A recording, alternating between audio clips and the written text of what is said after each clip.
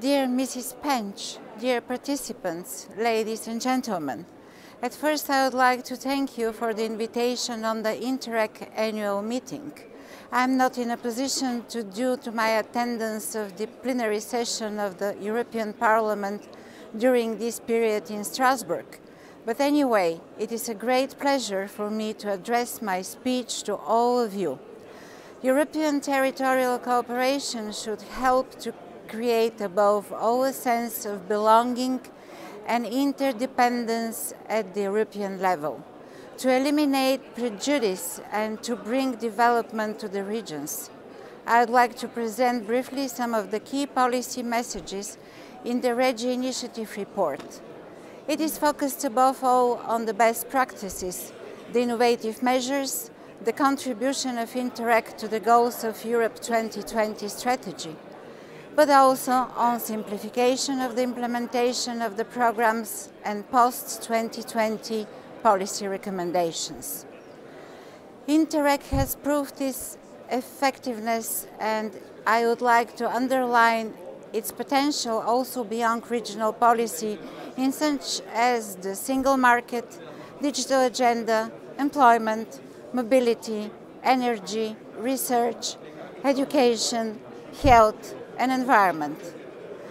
That's why the REGI Committee calls on the Commission and Member States to preserve the Interreg, an important instrument, allocating to it a more distinct role within the cohesion policy post-2020 and increase its budget.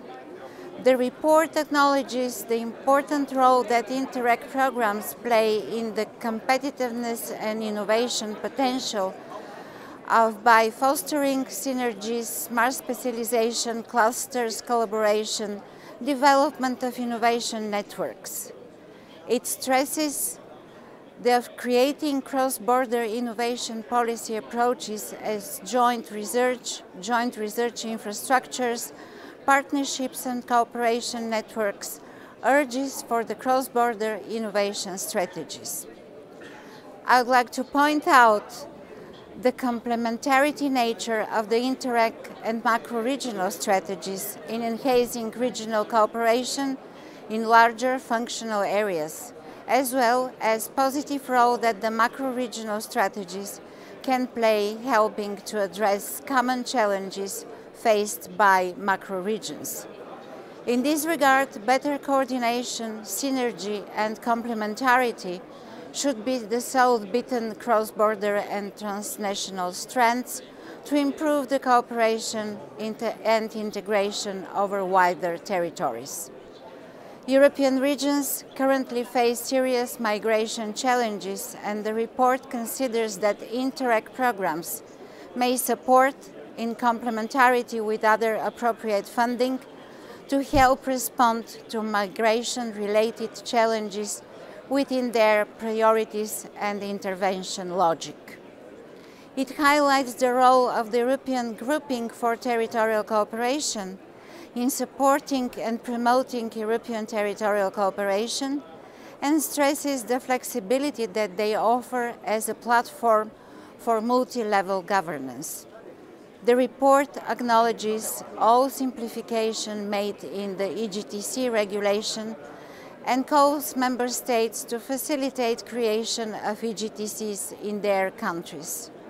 It also welcomes the initiative of the Luxembourg presidency, which proposed a specific legal tool for border regions, giving the Member States to agree specific legal provisions. The report encourages the broader use of financial instruments as flexible mechanisms to be used alongside grants.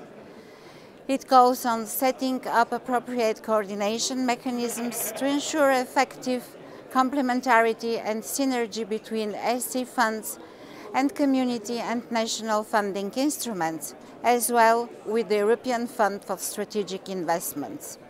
The REGI Committee also calls on the high-level group on simplification to consider measures for simplification and reducing the administrative burden on the beneficiaries. They should propose specific actions to simplify rules on reporting and auditing state aid to harmonize arrangements for involving private stakeholders, as well as establishment of public-private partnerships must be broadened and simplified. Commission should provide timely, consistent and clear guidance on the applications financial instruments in the Interreg programs. As future recommendations, the report considers also maintaining the basic cooperation philosophy and current structure of Interreg, allocating even more distinctive role of Interreg within the Cohesion Policy 2020 and increasing its budget.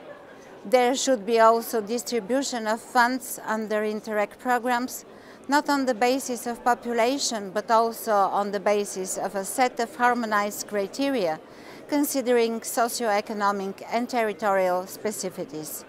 It encourages the joint elaboration of strategies on the border areas, including implementation and dissemination of integrated approaches, harmonization, administrative procedures, legal provisions. It notes the lack of reliable cross-border data and evidence on the cross-border cooperation.